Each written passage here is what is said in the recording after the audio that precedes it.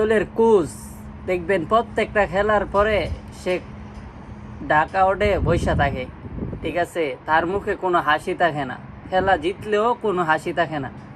কারণ সে দলের সমস্যাটাই খুঁজে পাইতেছে না। যে দলটা নেটে যখন প্র্যাকটিস করে এত ভালো প্র্যাকটিস করতেছে, সুন্দর সুন্দর শট খেলতেছে, বড় বড় সিক্স মারতেছে, কিন্তু যখনই খেলা শুরু 10 রানে 4-5-6 উইকেট আউট, ঠিক আছে, 5-6 রানে 3-4টা উইকেট চলে যায়।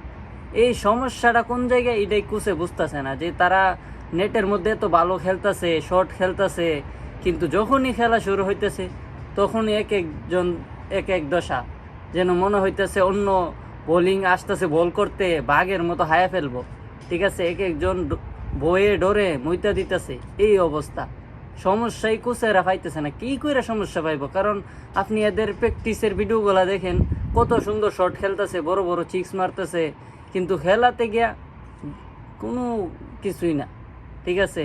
এ যাইতেছে বল খাইতেছে, এক একজন ওয়ান ডে বানাইতেছে টেস্টের বানাইতেছে টি-20, আর টি-20 বানাইতেছে ওয়ান ডে ক্রিকেট, তারপর ওদিন শেষে ম্যাচ জিততে পারতেছে না।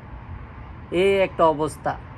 আর এদিকে নির্বাচক যারা আছে তারা মানে এদেরকে দিয়েই খেলাইবে, যারা আছে পুরান খেলোয়াড় যদি কোনো অপরাধ করে থাকে তারপরও তাদেরকে আর আনা যাইবে না। যারা বাদী যারা আছে দলে এখন তাদেরকে নিয়েই পরিকল্পনা সাজাইতেছে যেন তারা কামব্যাক করে, কিন্তু কামব্যাক তো আর করতেছে না।